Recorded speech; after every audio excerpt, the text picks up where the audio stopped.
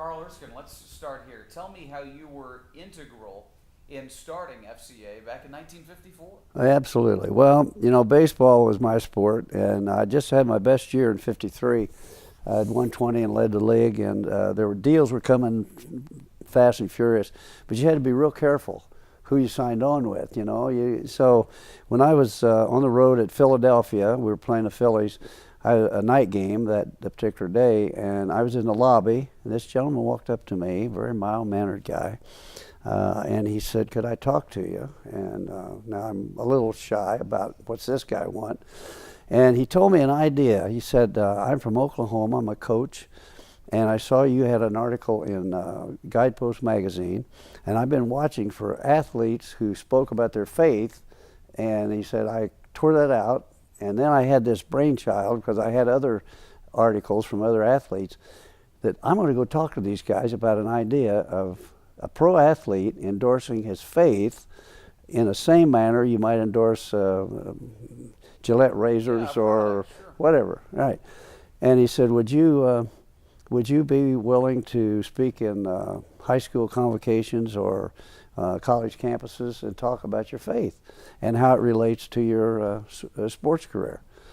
Well, I said, I've never done that, and reluctantly, but somehow this mild-mannered guy seemed genuine enough to me, and I said, well, yeah, I'd try it. And so that was my commitment to what eventually became the Fellowship of Christian Athletes. But he also went to see Doak Walker, who was an outstanding football runner, and Otto Graham, who was a Cleveland quarterback, and who also had other kinds of articles that he had collected. So that's how it started. And then from visiting the three of us, he went to Branch Rickey, the head of the Dodgers, who Mr. Rickey signed me in 1946 to a baseball contract. So Mr. Rickey was a strong Christian, and so he went to see Mr. Rickey, and Mr. Rickey was very busy, and so he told his secretary, Jean Ann, he said, I'll give this guy 5 minutes. Well, 3 hours later, so Don McClannon, in his own way, was a great salesman for his idea. And Mr. Rickey bought into it quickly and then was instrumental in finding some early finances and supporters. And after a while, I don't know, it took us several months, the name FCA was not, Fellowship of Christian Athletes was not mentioned early. But then they sent out a little form that had several suggested ideas, and checked the one. Well, when they sent that out to the few people who were in the beginning, the Fellowship of Christian Athletes got the vote, and that was finally attached to what we now, I think, is pretty well known. And you and Robin Roberts were actually part of the first convocation. Yes. Well, of course, we were playing during the summer, and the first conference was at Estes Park. And of course, baseball guys couldn't go because we were in the middle of the season. So when the season ended, Don McClannon contacted me and Robin Roberts, said, would you two guys go to Oklahoma City to a high school and speak to the convo? Well, there's no script, there was no prompting, there was no, be sure and hit these points. None of that. They said, just go. So now I'm a little scared stiff. I agreed to go. It was very cold. I remember that. So Rob and I are on stage waiting to be introduced, and I'm very nervous. Now, I just pitched in a couple World Series, but this was this is more terrifying than that. This was something else. So what am I going to say and how? No script, no nothing. Anyway, so Robin was first, thank goodness. And of course, I pitched against Robin Roberts many times in a season, but we became acquainted through FCA. So Robin did something that it changed my whole approach. He said to these young people, now look, he said, I'm a pitcher, and I throw the ball hard. When I was a kid, I could throw hard, and my buddies tried to throw as hard as I did, and they couldn't do it. I got to high school, and the scouts started coming around because I was throwing hard. And it finally dawned on me that I got something special here. And then I thought, well, how'd I get it?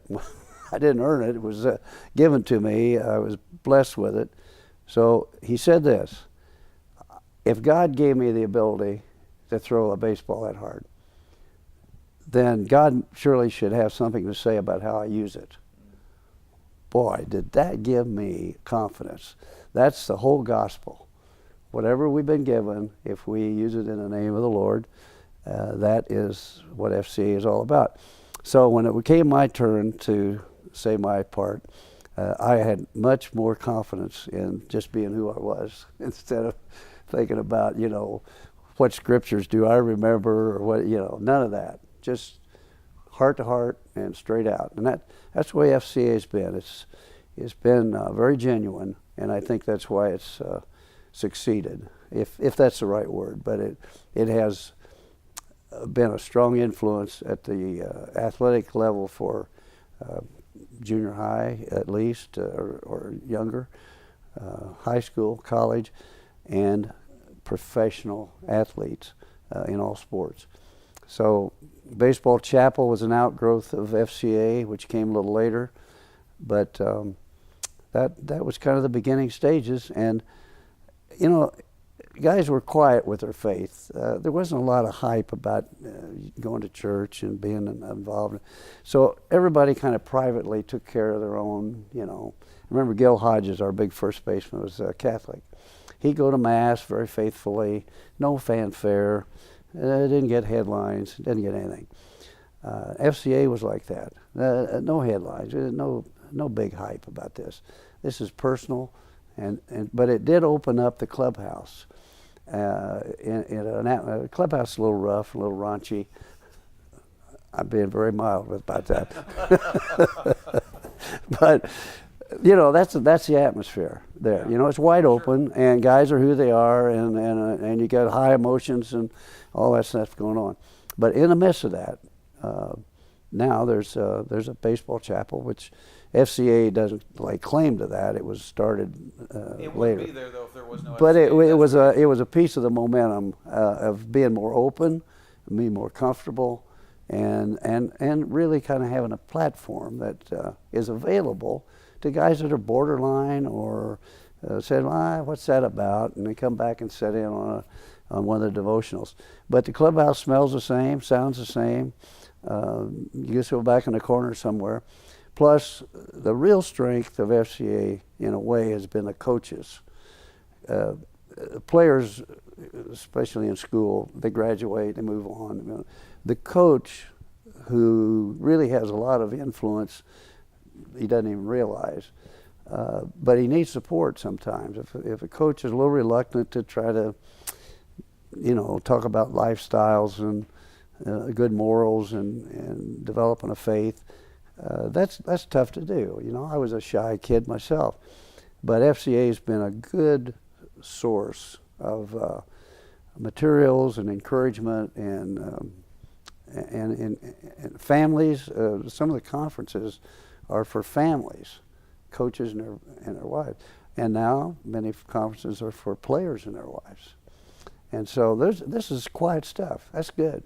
It's going on. It's strong, but FCA has been a good idea in terms of using hero worship, sort of to say, look, I use it, I endorse it, I recommend it. And that's what I want you to unpack a little bit more. What is it about this unique platform of sports, of using, in many cases, professional star athletes? What is it about that seems to soften hearts to the gospel, as it does through FCA, as it has for decades now? Maybe the best answer I give you to that is how it affected me personally. As I mentioned, we were playing in the summer, so we didn't have a chance to go to the conferences that were held at various places, Estes Park, in the summer. So we used to have winter gatherings, and in Pittsburgh, there was a minister, Sam Shoemaker, a very influential, very strong Christian. Maybe Presbyterian, I'm not sure about that. But anyway, he sort of led some of the wintertime gatherings of the athletes. Now, I got in a room, and I'm looking across at Alvin Dark, and I pitched against this guy. And there's Robin Roberts, and later was Brooks Robinson. And I hear these guys say, yeah, I pray in the morning. And really? Are you kidding? These guys, well, there was a bonding there real fast that say, man, I admire this guy. And he thinks his faith is strong in his life, just like I do. Only we don't say a whole lot about it. Well, that began to build a bonding between the athletes. And it worked just like it would, you got to realize, I was a pro athlete, but I had admiration for guys I played against or with. Sure. And in some ways, these guys were heroes, some of them to me. And so that was kind of the spark, I guess, that Don McClannon felt.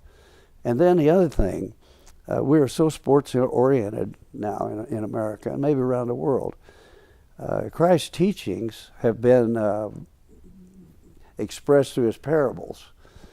His parables were always about growing things, vineyards, and people understood about the parable of the seed. Some fell on poor ground, they didn't grow. Some fell where they were too crowded, they were pushed out. And finally some fell on, well, that was about farming, and people in those days raised their own crop.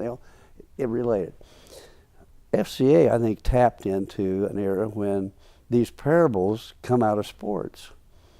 And if you wanted an example, I'd think about the parable of the passer in football. Here, okay, a football guy goes out to play. He's a quarterback. And he looks for receivers. But the receiver's looking the wrong way and incomplete. Now he flew another one, and the guy wasn't really quick, so the opposition grabbed it and went the wrong way with it. I mean, you get the idea. It works. It's a parable about real life and today. He throws another pass, and it's in a crowded, guys are all around him, and he hands it for a minute, but he loses it. Incomplete. Finally, he sees the guy, he hits it, he holds it, he gets banged around, but he never lets go, and he makes it he scores. I think FCA, in a way, and maybe not by some grand plan, kind of uses parables in sports to do what Christ did in his day as he talked about the gospel and about the word. It's the power of story. Right, absolutely. So do you think that the culture today is more or less receptive to the message of FCA? Is it harder to do the work of FCA now than it was 60 years ago? Well, hard is mentioned in the Bible, that there'll be rejections and there'll be people or doubters and so forth. And you don't focus on that. You plant the word, and I don't know if I have this correct, but there is a saying, I think, there are planters, there are waterers, there are reapers. Right. Okay, right. So you find your place, and I think the most powerful part of FCA is you can't fake it. I mean, I've heard guys who were so bashful to get up in front and say anything, but when they got up in front of a youth group, you can't kid anybody. You can't be false about this, or it comes through. And so it's genuine. And I don't think anybody trusts himself to try to speak about their faith and think, well, I got all the words, I got all the scriptures, I got all the... But if you're genuine about it, it comes through. And I think young people relate to that in any era. Now, FCA has an appeal. I know many times I've been to the FCA summer conferences, and a lot of guys came. Later they added girls, thank goodness. But would come, they wanted to be there, they meet Bob Feller. Bob Feller's coming. Yeah, they had no idea about coming because I'm going to hear the gospel. But once they got into the swim of a week's experience, and one of the most powerful things of FCA is a quiet time. They expect everybody to take probably the morning scripture was given at breakfast, go off somewhere, sit on a stump, or find you a rock, or sit there for 15 minutes and think about it, even read. That's a that's a powerful thing. There's nobody persuading you. There's nobody bounding you. There's no advice. It's just go there and think about your relationship. That's a powerful time in FCA. And, I think the Protestant church misses a boat in this way. Churches are setting all over the place. And, you got Wednesday night and you got Sunday. Okay, that's good. Why not go to church on Tuesday and go sit in a sanctuary with nobody there, just you? And I kind of learned that from FCA, that's a powerful way to build your faith, is to just be quiet and be away from people, just kind of connect. And so I go to my own church. Well, I used to do it in baseball. We'd have a day game on Sunday. You couldn't really go to church. So I'd go early and find some church near. It wouldn't make any difference to me which church. I'd find a church that was getting ready for services on Sunday morning, and I'd just walk down from the hotel and go in and sit down for 5 minutes or 10 minutes. And then I have to go catch a bus and go to the ballpark. What was it about the setting of a church? Well, you just feel, I do, because I grew up around the church, but there is where, your spiritual life is encouraged to grow, and you're with a church family, but it just points, no pun intended, but the steeple on the church is there's a reason we build churches. Absolutely. And I think you go there and you kind of shelters you from all the hammering you get in the real world and on a daily basis, and the quiet time. It's just a way to worship by it. It was just my way of being able to get there and take time away from and kind of honor the Lord in a genuine, personal way. Tell me about your relationships with Branch Rickey and Jackie Robinson and how those grew your own faith. Well, it's interesting. There's a story behind the story behind the story. The 42 movie was good. It did bring to light this fantastic challenge that a black young man had in facing a world that was truly segregated. And I grew up in that era when water fountains were marked and hotels didn't accept and so forth. But Mr. Rickey was a practical Christian. He was he used his station in life and he just blended it. He didn't bring it in. It just was there. And he used to talk to us a lot about handling pressure. And I can remember this so well. In fact, FCA made a film. It must be around somewhere. I hope they can find it, because we made a film in about 1955, and it was in Hollywood. It was an old black and white film. And I was to lead Mr. Rickey into his dialogue by a true incident that happened in his office with me. And he said to me, Mr. Rickey is a very powerful individual. And he's sitting behind his big desk, and he said, in kind of a gruff voice, son, he says, you go to church? My golly, I didn't expect to hear that in a major league owner's office. So the Harrison Ford portrayal of him. It was good. It was very good. Yeah. He had the mannerisms and all. He was a younger Mr. Rickey than I'd remembered. But anyway, well, that was a shocker to me. But my answer, yes, my parents encouraged me to go to church. And then he said, I tell you why I ask that. I ask it of every young man I sign. Imagine that. Wow. And he said, here's why I ask. He said, I find that any person of any walk of life will so discipline their lives that they'll sit in a place of worship on a regular basis, think on the life of Christ and his teachings, and put it to work in their own life, will develop something they can't find anywhere else in the same measure: a quiet self-confidence. Now, we're young players, early 20s. We're going to pitch in big stadiums like Yankee Stadium. We're going to be in a playoff game. We're going to be in World Series. He knew that pressure robs you from your natural good talents. You can't really produce if you're half scared. Sure. Okay, so he's telling us things that helps us handle pressure. And he says, here's the way to do it. Sit in a place of worship, develop your faith, believe in the Christian walk, and you will develop this quiet self-confidence. And then he said something else. Your Christian faith, he said, is like a red thread. It runs through every fabric of your life. I don't care where you're at. You're a ditch digger, you're a housewife, you're a major league player. You're going to have the strength, and you'll feel this red thread. Well, let me tell you, I can't tell you how many times I'm standing on the mound, bases loaded, pressure's on, and I'm rubbing that baseball. When I look at that ball, and I see those red stitches, thank you, Mr. Rickey. Really? Really.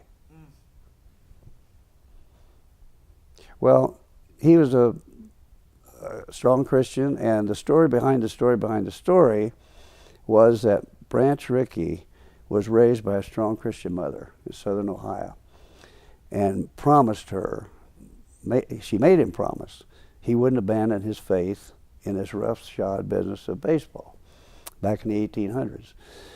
Now, in Cairo, Georgia, there's a little black boy being raised by a single mother as a sharecropper, and father had left the picture, and this mother raising Jackie and his brothers and sisters was a strong Christian. It's never told. It wasn't told in 42, but Mr. Rickey was so wise, and he was so committed, that when he selected out of so many great black athletes, Jackie Robinson, that had to be a piece of the picture to him. Because he asked everybody about it. He asked everybody, but when he told Jackie, and I was there, I wasn't in the room, but when he told Jackie, or asked Jackie, he says, look, you can whip anybody on the field. You're strong. Anybody picks a fight with you, you're going to win. But you're going to answer this question to me. Are you strong enough not to fight? And when he said that, he did an interesting thing. He pulled a book out of his desk drawer. It was titled Papini's Life of Christ. It was written by a priest. And but he read to him a paraphrased version of the parable of Turn the Other Cheek. Now, if he'd have read that to just anybody, like a good fastball over his head, he knew Jackie had been raised by a good Christian mother. He would understand what that meant. Now, that's not been told. But to me, knowing Mr. Rickey and how devoted he was to his faith and how he looked so deep into individuals, he used to talk to us not so much about baseball, but he wanted to know about what made us tick. And I can remember him saying to me, son, what do you do after supper? What's your dad do? What's his hobbies? And he wanted to know who you were, really. Well, he knew who Jackie was. And I think the story behind the story behind the story is that when Mr. Rickey started adding up who's the best prospect, that there was two things not much talked about. One was his wife, Rachel. Mr. Rickey wanted us all to be married. He didn't want these young guys living in the hotels, traveling all around, little money in your pocket. He wanted guys to have a stable lifestyle. And one of the things would be a good marriage. So he really encouraged that. But the second thing was that he knew Jackie had been raised and had a faith life, that he would understand. And Jackie did understand, because this guy was a militant makeup. He was a fiery guy. And the teammates in the Negro League said, Mr. Rickey picked the wrong guy. He can't hold his temper. Now here's the wisdom. Mr. Rickey says, I cannot have a passive personality facing the bigotry in America. This guy has got to fight. He's got to want to fight, but he's got to be strong enough not to fight. That's Mr. Rickey's deep way of seeing and seeing through and understanding life. But I think it came from his faith. I think you might say it was a mind of Christ in a way, that he saw life beyond what's obvious. It's amazing insight. I don't think many general managers or baseball executives study players' character. Absolutely. No, Mr. Rickey had one-on-one with us a lot. You've been in the office of Mr. Rickey. It was one-on-one. If you talk to Tommy Lasorda, who's still around, or any of us of that era, you'll never hear us say, "Oh yeah, Rickey did this." No, Mr. Rickey. There's an air of respect. Now, all kid about how cheap he was. He wouldn't pay you much money. And Lasorda's got a great story. He says, "Yeah, Mr. Rickey said, now that we understand, Tommy, what you're going to get paid, it's not good for players to know what other players make. So why don't we just keep that as a gentleman's agreement?" So Tommy Lasorda, you have to know Tommy. Tommy says, "Now, Mr. Rickey, don't worry. Don't worry about me telling anybody what my salary is. I'm just ashamed of it as you are."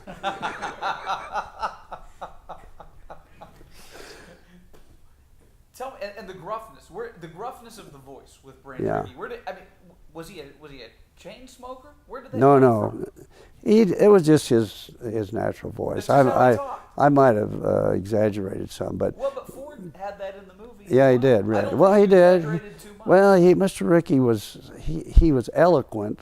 Now, if you can mix a farm background and a hominess of a life raised on a farm, and an eloquent spellbinder, that was Mr. Rickey. Now, we made a film, as I mentioned, for FCA back in 1954 or 5, and the director was a real nervous little guy, and Mr. Rickey arrived kind of late, and this guy was so worried that Mr. Rickey would not be able to do all of his lines because he had a lot of dialogue. So I'm on a Davenport with Mr. Rickey in this film, and I'm to lead him in with this same question that he asked me. "Son, do you go to church?" I said that on the film. I said, "Mr. Rickey, you said to me, do you go to church?" That was my lead-in for Mr. Rickey. So we did a dry run, and Mr. Rickey went through this thing so beautifully. Now, the director said, "Oh my gosh, we should have filmed that. He'll never be able to do that again." So he was just like this. So they set the cameras up, the lights, and then he says, "Go." So, "Mr. Rickey, I remember when you asked me, do you go to church?" He went through this again, eloquently and with feeling and so forth. When he got through, the light crew clapped, and standing ovation by the staff in the studio. And the director said, very soberly, he said, "You know what? I've filmed a lot of actors, John Barrymore included. Mr. Rickey is right there with him." He could have done anything. He could have been a preacher. He could have been a political figure, maybe a congressman, who knows what else. But he was a baseball executive by choice. But again, biblically, he did just what I think we're supposed to do. Wherever our station in life is our faith is shot through with what we do. And that's what he did. Now, he got criticized a lot. They made fun of him for not coming to the ballpark on Sunday, but being glad to see a full house for a doubleheader. But he was keeping a promise to his mother that he would not attend church, he would not attend the ballpark on Sunday.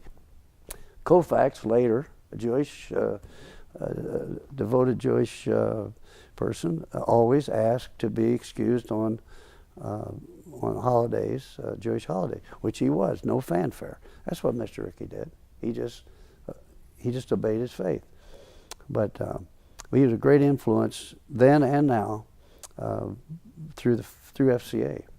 And tell me about Jackie. Tell me about Jackie in the locker room. Did you see the moments of inner rage that he couldn't express right there in the dugout, that he certainly couldn't express on the field? Did you see the frustration, the hardship? Did you see it wearing on him? Right.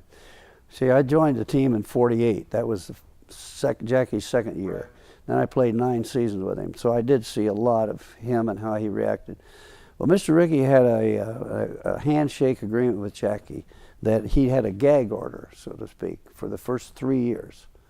He couldn't say anything, he couldn't look back, he couldn't make any gesture of retaliation. But after 2 years, Jackie had been so remarkable at keeping his cool on the field. Now, off the field, Rachel, his wife, said he used to come home. He lived north of New York, and they had some property there, I guess. And Jackie said Jackie would come home so frustrated that he'd take a golf club and some ball. He'd go out and just hit them into the night. Boom! Just now they brought that out in the movie when he's breaking the bats in the runway. Right. Okay, that was a takeoff of what he actually did, but it was a good, well portrayed. So Jackie had this pent up in him, couldn't help it. But I watched him keep his cool under really, guys threw at him. There was hard slides at second base. There was a lot of things going on. And the dugout, you got to divide it some way between hard-nosed baseball and racism. And I think a lot of it was just strictly hard-nosed baseball. Can we upset this guy? Can we make him less able? That's the game. They would have right. done it with a white. Absolutely. Well, if you got a crooked nose, or you walk funny, or you do something off the field, I'm telling you, you're going to get it all. It's a test. Can this guy take it? And if you can't take it, you're going to get more and more. Well, Jackie was such a target, absolutely. But after 2 years, Mr. Rickey said, this guy has already done it. He's Rookie of the Year. He's established. He can play in this league. He's exciting. And so he forgave the third year. Now, I heard Mr. Rickey say later, he thought that might have been a mistake, because now Jackie has got his own platform. He just gushed out with all this pent up. And so he became controversial in the press. One of the writers said to him one time, why is it when I talk to Campanella, he's just grateful to be in the big leagues, and when I talk to you, you're always complaining that there's some prejudice raising its head. And that was a good, people say, well, why wouldn't Jackie, could Campy been the first player instead of Jackie? Mr. Rickey probably would say no, because Campy was so grateful to be there that was kind of the end goal for Campy. For Jackie, this is a step in a direction that we're trying to get. My race depends on me to be successful and to prove we belong here. And he did that. But I got well acquainted with Jackie off the field as well. He was surprised that I didn't have seemingly have any problem with this black and white thing. And he said that to me one day. He said, how is it you don't? I said, well, I was raised in a mixed neighborhood in Anderson, Indiana. I had a lot of black families around me. I knew them. They respected them. I grew up with Johnny Wilson, who was a great athlete. We came up from elementary school through high school playing basketball, baseball. He became a globetrotter, played for the Chicago American Giants in the Negro League. He was a great athlete. So Johnny and I were good buddies. And I didn't see Johnny as a black kid. He was my buddy, and still is to this day. Over 75 years, we've been close friends. So when I told Jackie about that, I also said to him this, Jackie, you got to realize everybody with a white skin is not your enemy. But there were a whole lot of neutrals in those days. They didn't know which way it was going to go, and so they kind of stayed out of it. But a lot of people knew what Jackie was doing was right. And in the end, the sports writers in New York, which probably were 99.9% white guys, voted him Rookie of the Year. That was for the right reason. He proved he belonged.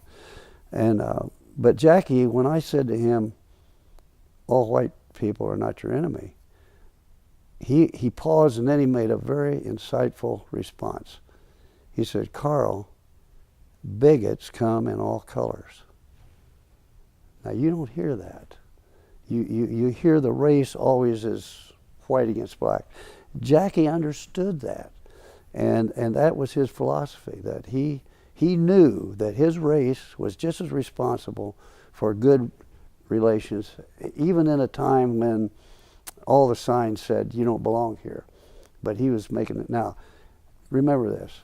Jackie's experience was 10 years, a whole decade, before Martin Luther King. And even today, the black community only recognizes Jackie principally as a great athlete who was the first to play in the big leagues. What he really was the pioneer of civil rights. And the momentum he created was picked right up by Martin Luther King, the marches and all the rest of it. And I've got a special needs son, Jimmy, has Down syndrome, my fourth child. There was a time when people like Jimmy weren't accepted either very well. So that's changed. And I say, when Jimmy gets a gold medal in Special Olympics, my teammate Jackie had something to do with that. Now, I know that's kind of romancing the idea, but the momentum had to start somewhere for people to see people who are different need to be respected. And I give Jackie credit. So you don't think, or you think there's a good chance we don't have Martin Luther King, we don't have Rosa Parks, we don't have the Montgomery bus boycotts and the sit-ins without Jackie Robinson? Or Why? maybe we don't have them as soon. The only thing I can tell you is the old saying about a journey of 1,000 miles starts with the first step. Jackie took the first step, or one of the early steps. And Mr. Rickey was back here. He was the coach. He encouraged Jackie. But he faced the bigotry, which Mr. Rickey called a bully, and said, you know, if you turn and run, that's wrong. If you stand and fight, that's wrong. But if you take a passive response and look with some kind of understanding that I'm not going to hate you because you hate me, now that's biblical. Mm-hmm. And that was Mr. Rickey's approach. So Jackie was a human being. He bled when he got cut. He got mad. But he was devastated when he lost his son, Jackie Jr., in an auto accident. He's a real human being, but he was expected to act beyond his own ability to be a human being. The Holy Spirit, by the way, gives you that. Right? God shows up. I'm telling you, said it, I believe it. That there is a strength there, as Mr. Rickey says, a quiet self-confidence that stands you in good stead no matter what. And if you can catch that, or some piece of it, and use it and help it and grow it, but FCA has to be admonished constantly, I think, as most Christian organizations do. FCA in its mission statement says that the Fellowship of Christian Athletes is an arm of the church. You've got to take it all the way. FCA needs to encourage young people not only to embrace the faith, but to find a church family. I know there's all kinds of churches. I know you can find fault with, but the church is not checked off like we say, well, is the music good? How are the comfortable seats? Is there plenty of parking? That's not the church. It's engaging with That's not the church, absolutely. And young people need to be encouraged not only to participate in good Christian organizations, develop a good lifestyle that includes a faith, but to develop it through a church family. That sustains it well beyond the time that you might accept Christ in your life. And you need to grow it and develop it, and you need to do that in conjunction with. That's why the word fellowship is so important in the FCA name. And of course, in the middle of FCA is Christ, in the center. And I've had people say, why couldn't you just have a fellowship of athletes? You know, why do you have to say, well, you could take these two away and keep the middle one. That'd be the right thing to do. Couple last things before we go. Somebody could look at your life and say, he's had a great life, and you have. I mean, Right. It's been a very good life. You were an all-star. You were World Series champion. Finally knocked off the Yankees. Right. Mantle and Yogi and Whitey Right. Ford, one of the great dynasties of all time. Success in the insurance business. A bank president. You have buildings named after you in Anderson. You know, I have found that our faith grows the most during the hardest times, during the trials that God allows in our lives. My guess is that despite having a great life, you've also had some trials. Is that true? And is that where your faith has been shaped the most? I don't think it's any question. In our human condition, we face a trial. The book Boys of Summer was written by Roger Kahn. He wrote about that very thing. He went back 25 years after this great team played together. and he wrote a book. What happened to these guys? Well, he found Gil Hodges was battling a bad heart problem. He found that Jackie had had this tremendous challenge to face and had lost his son and he had had some real tragedy. He found Billy Cox was an alcoholic and so forth. He came to my house and wrote my chapter about the fact that after 4 healthy, normal kids, my young little guy was born. And in those days, the term was mongoloid, harsh. That was the way society kind of looked at people like Jimmy. But he wrote about Jimmy, and Jimmy was a young guy growing up in Special Olympics and all that. And so this tie with humanity, real humanity, is why the Christian faith, I think, is so valuable and so necessary, because we all face it. And in the book Boys of Summer, it shows that not just the great athletes had great years, but they faced what life deals to everybody. So it was really a slice of life. And it showed, well, here's the test. How did these guys handle it? And that's Roger Kahn, I still email, and he just told me the other day that his book, The Boys of Summer, is in its 65th printing. Wow. Most of any sports book ever written. I think it was maybe Sports Illustrated, one of them deemed the book the greatest piece of literature written for sports. You can take it or leave it, but the thing is, it shows a slice of life, and it does bring out that there are tests. They're tough. Yeah, I can name some real challenges. Jimmy's probably maybe the one that's most obvious, but I had lots of arm trouble when I was pitching, and Betty and I have been married 66 years. We've had a great marriage, a good Christian home. In fact, I told somebody the other day, I think the Bible says the two become one. I said, you know, we took Christ in our marriage, so 2 of us actually became 3. I kind of like that twist. I wish I'd say it was my own thing. I heard a minister admonish a young couple like that one time. And I think that's very, very factual in my married life. We've had ups and downs, and you know. Who doesn't? Well, yeah, what the heck? What couple doesn't? I said, my little sweet little wife, she's got some fire. I got a little fire. I heard R.C. Sproul say one time, nobody can make me more happy than my wife, and nobody can make me more angry than my wife. And I think that's generally true. Well, it's true. I said, she has fire, a little fire, I have a little fire. Once in a while, we have a fire at our house. But we're sitting in church holding hands about 2 days later. Right. Yeah. Right. And I think that's been so-called glue in our relationship. What do you most want to be remembered for? You could be remembered for so many things. What do you want your legacy to be? Well, you know, the word genuine maybe gets used in a lot of, misused in a lot of ways. You want to be true to who you are and be genuine and love the Lord. I think if I had that,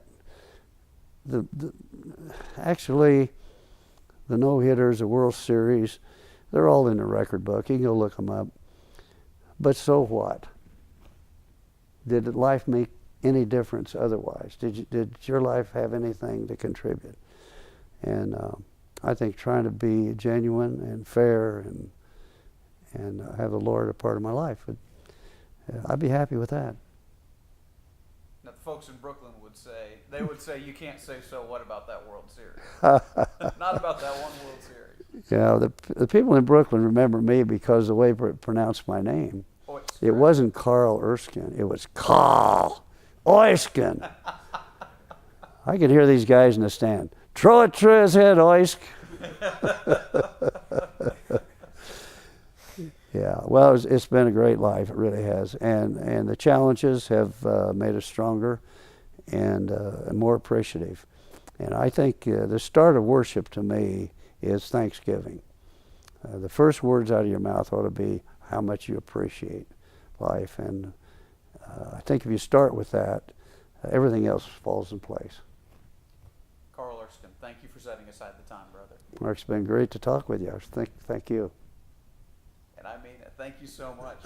That was great. I could talk with you for 4 hours. So that's I think we went about 45 or 50 minutes. So that's probably long enough. But thank you so much. Right. Now, one thing I got to ask you about as a broadcaster, you were there before Vin Scully, right? And you were there when he's. Did you see something? Did you see something extra special in him when he started? I mean, did you think he was going to be a transcendent? Well, I think nobody could predict a 60-year plus career. I mean, he's still calling games. Oh no, absolutely, yeah. And well, he's still good. He came to us in 1950, I believe that was it, and Red Barber was our lead announcer. And Connie Desmond, who'd had some health problems, had to opt out, and so they brought this young guy in from Fordham University, and redheaded, and he looked like a pup right out of Red Barber. The two of them. You just see the old head and the young guy. And yet Vince was he was very liked by the players. He was poetic, and he got a little bit that from Red Barber. Red Barber was a little more of a aloof person, but Vinny was a likable young guy, and he come in a clubhouse, and he didn't expert a lot on television, radio, but he had this poetic way of saying things. He's still a lyrical way. And he does that. So that kind of set him apart. I don't think he strategized to be that, but some broadcasters want to be known by a phrase or something. But he just introduced the game, told the game in a very poetic way and pleasant way, and then people just loved him.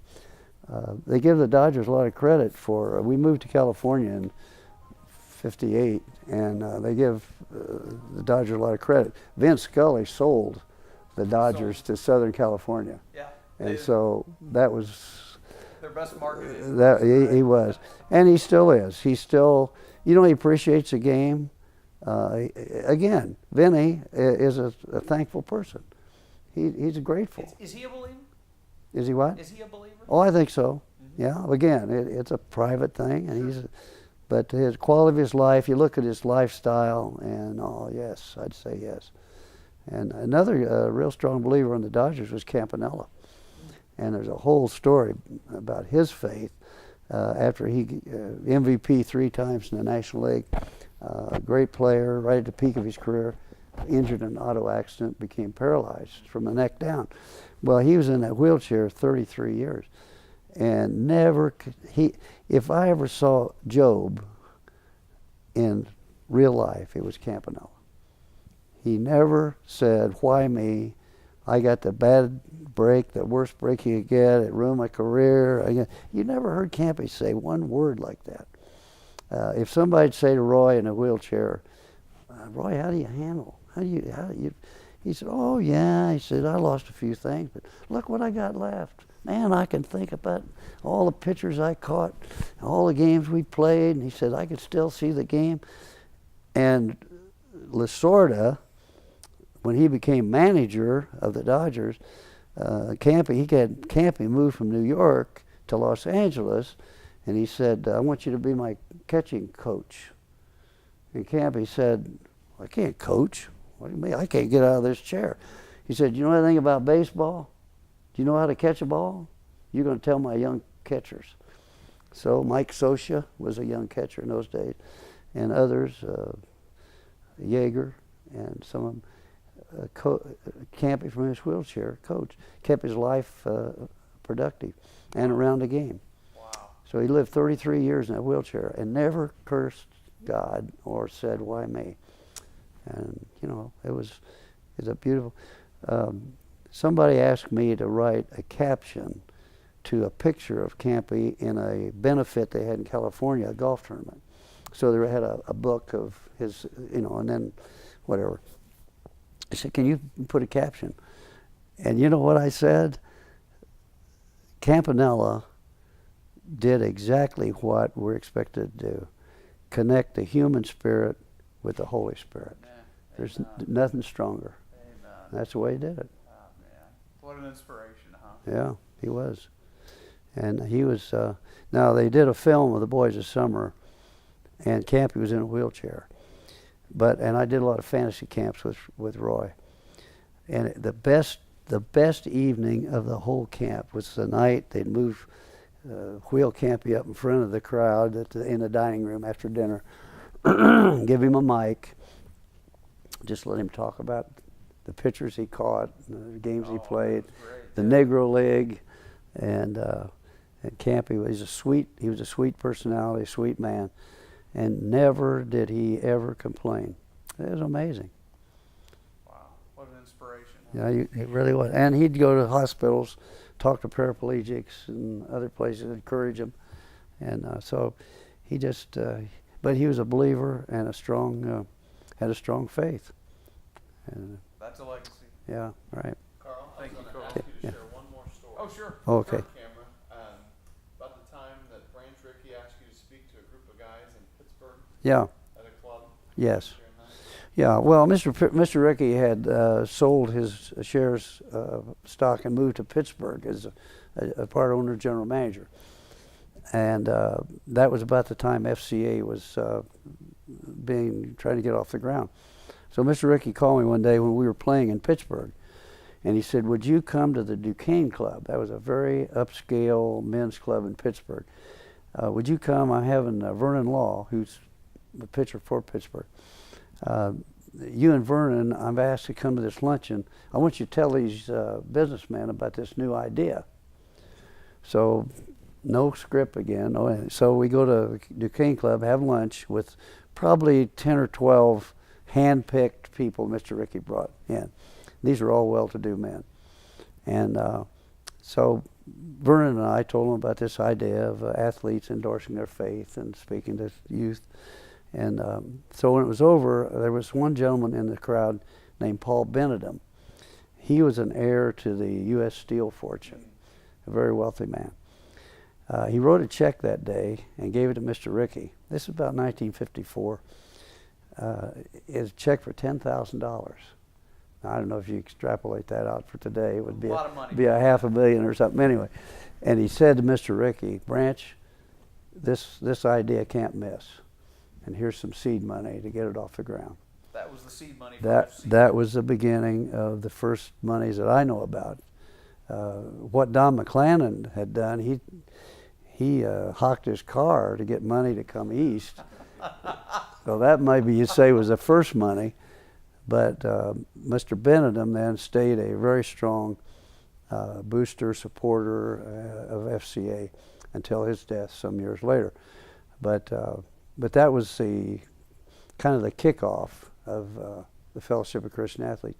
So again, Mr. Rickey used his influence in the way that he had promised his mother, and that was the story. Wow, that's great. Anything else, Craig, or you think we're good? Chad? Yeah. I think that's great. Thank you, Carl. This is great. Okay, you bet. All right. D. Mike, very nice. Oh, yeah, I got to do it. Very nice work. Here, I don't want to get that one. Well.